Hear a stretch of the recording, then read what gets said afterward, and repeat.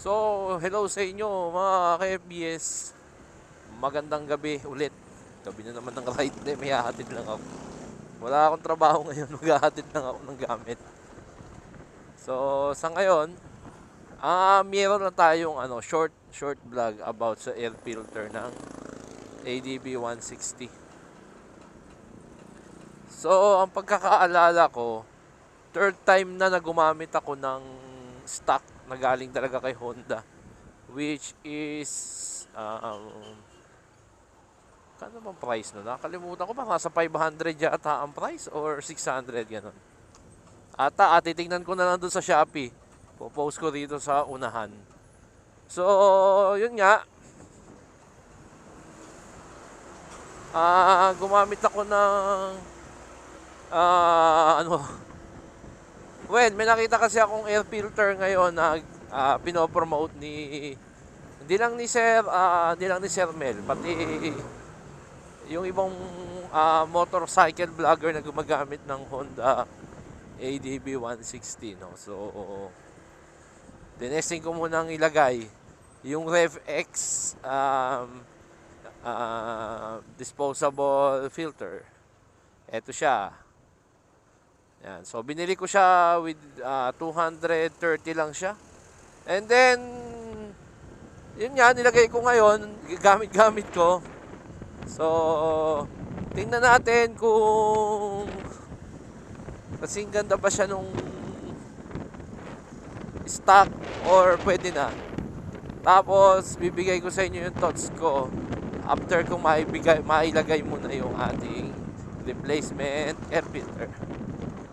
So, chill out. So, papalitan na natin yung ating air filter nitong hindi siya stock. RevX air filter from kay Sir Mel. So, tara, let's go.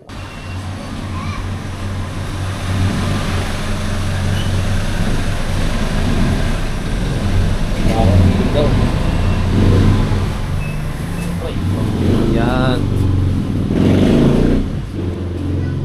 Ito yung stock ng ADB. Binili ko sa mismong Honda. Ito yung sa kay Sir Mel, yung kanyang replacement air filter. Papakan ko. Ito yan. I think maaga rin ako magpapalit kasi hindi siya mas maganda yung papel nito kaysa dito. I think parang papel di hapon lang nakalagay rito, unlike dito matigas. Ayan. Pero pwede na sa presyo niya. Mura naman kasi ito kumpara mo dito. So, kabit na natin. So, ayun, pagkatapos nating suriin yung filter niya, may napansin lang ako dun sa RevX. Hindi ganun, hindi naman sa pangit ang quality niya, no? Pero hindi siya ganun kaganda compared to sa stock ng Honda. Madalas kasi binibili ko stock ng Honda Pero dahil wala akong pera ngayon, tsaka gusto ko rin ma-testing kung pwede ko na ba siyang gamitin as a replacement muna yung RevX. So, for me akala ko sagasaan. Yung RevX is good only kagaya ng pinopronounce lagi from 7 odo lang to 8. Yung Honda ko kasi naging 9K. Nakakalimutan kong palitan. Puti 9K lang. Okay ko. So, yung Honda air filter para sa ADB, maganda yung papel niya. Yung pinaka-filter maganda ng 50% kaysa sa RevX. Para kasi ang nipes ng sa RevX, parang papel di hapon. Yun. So,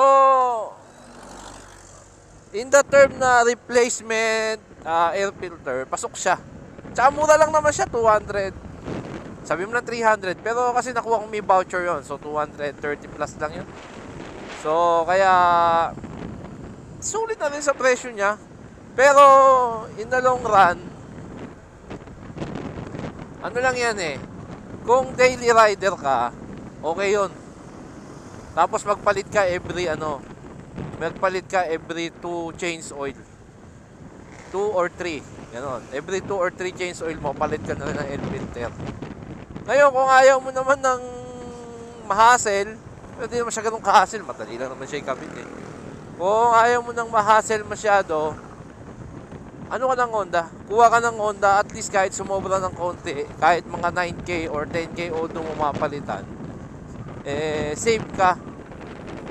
Pero keep in mind na para sa akin sa mga Foodpanda, Grab, gano'n, na gumagamit ng Honda ADB, yung Rebex, okay yun.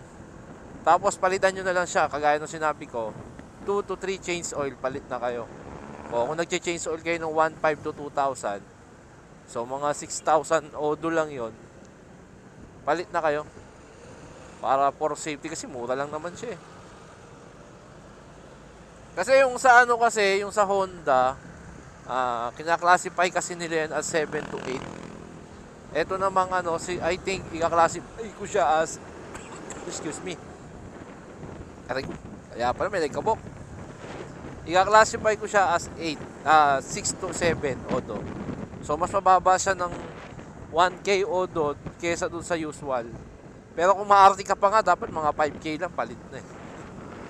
Hindi ko lang, basta ako personally hindi ko nagustuhan yung papel. Parang papel di hapon na makapal. Parang ganun kasi sa Honda, madumi pa yun medyo makapal siya ng 50%, gano'n. Based na naman yun sa ko. Hindi ko na tinignan yung chemical composition kasi disposable naman parehas yun. So yun, kung nagustuhan mo tong ating vlog, please follow and subscribe for more content like this. So short rides muna tayo ngayon kasi kapuanan ni Mrs. Hindi tayo pwede lumayo. So 13-13 muna tayo at baka bigla kasing manganak. Baka biglang manganak si Mrs. ko walang magsusugod sa ospital. So yun nga, clinic pala. So yun nga, di naman yun ang natin. So kung gusto nyo ng mga content like this, you're free to subscribe and click mo na yung notification bell para sa mga content like this. So susubukan natin gumawa ng mga short vlog tungkol sa maintenance and mga replaceable kidney ADB 160. So inumpisahan ko na yun sa spring, nagpalit ako ng 1,200, yun naman air filter na replacement. So yun, this is Brian saying pray before you drive. Maraming salamat po sa inyong panunod. God bless.